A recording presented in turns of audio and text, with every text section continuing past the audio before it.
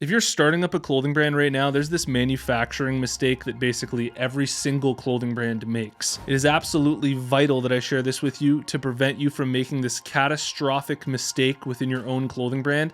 And I also want to completely reshape the way that you think about investing in inventory for your brand, manufacturing, the whole supply chain and logistics for your brand. This video here has the power to completely save your brand from doing something that hurts literally 99% of brands that start up. So I really can't wait to share this with you. Here it is.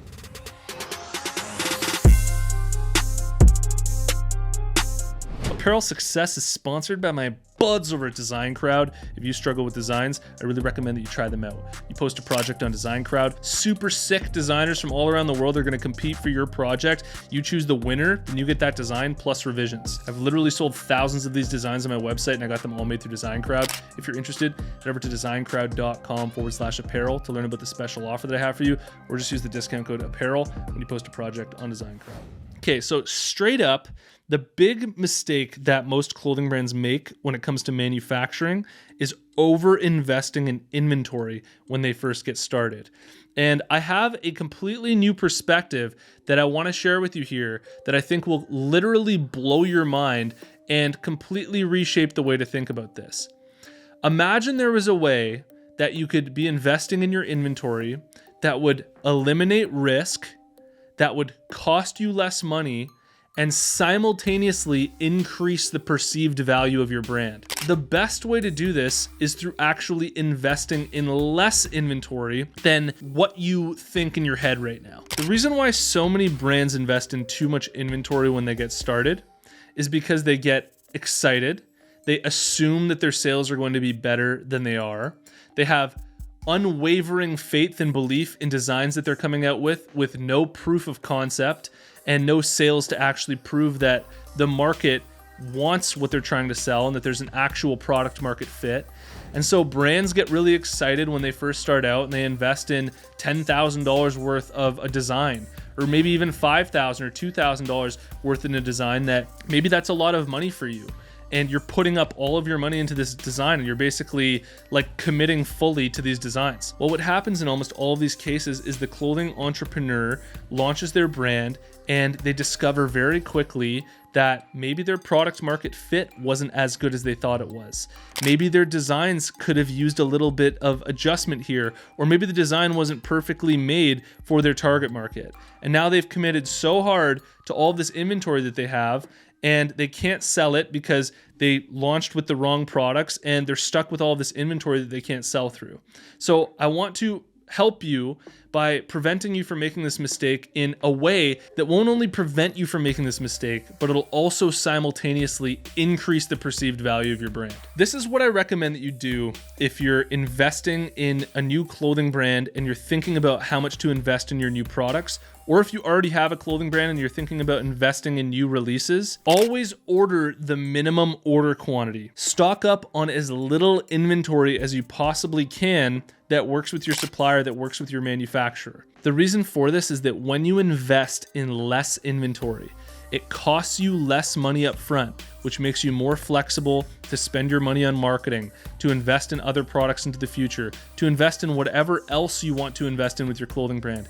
It'll also eliminate risk. So if you launch your products and they don't do very well, you didn't invest in a crap load of inventory that you're now stuck with. It eliminates that risk because even if it doesn't sell out, you don't have that much to sell through anyways, and you're good. And the third bonus one that very few people think of when it comes to this, which is actually maybe even the most important part, is that when you release a little amount of inventory, and let's say everything goes well and you sell through it, it's going to create scarcity.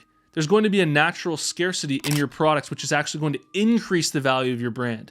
There's nothing wrong with being out of stock in certain items on your website, where people can sign up to your newsletter and they can wait in anticipation for you to get back in stock in those items.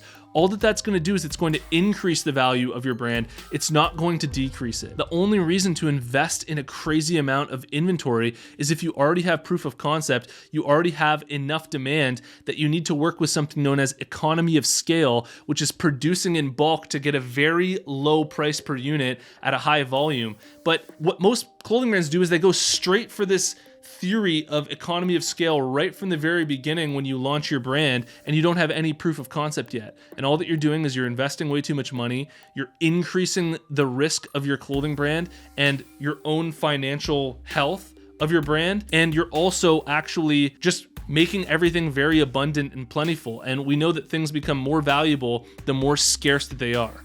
And so you can literally do all three of these things: increase the value of your brand, eliminate risk, and make your brand less expensive for you by literally just investing in less inventory. I want to share with you a very real example of this so that it makes perfect sense. Let's say that instead of investing in 500 shirts to get started, you only decide to invest in 50 shirts. And those 50 shirts, when you go to your manufacturer, they say, oh, it'll cost you $7 each per shirt to get made. Well, you make the 50 shirts and that costs you $350 to get started. Well, let's say that you can sell these t-shirts now for $30.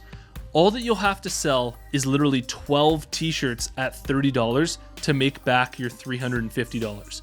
So even if that design was a complete flop and you could only sell 12 of those 50 shirts, at least you've made back your money on the 350 shirts. You can get rid of literally the remaining 38 shirts and you can go move on to different products and try a different design. It really starts to pigeonhole you and hurt your brand when you start investing in 500 shirts, 400 shirts, multiple different designs, and you invest all these thousands of dollars in designs that you just have no proof of concept in. I hope that this helps you make much smarter decisions for your clothing brand that allow you to flourish and thrive into the future, and I really hope that you enjoyed. Really quickly, I want to let you know that the Apparel Success Mastermind is live. It's a monthly subscription where you get access to all my courses, exclusive live streams. There's a community of clothing brands all in there answering each other's questions and helping each other. You can get access at apparelsuccessmastermind.com, and I'd love to have you inside, and I'll see you in the next one. Peace.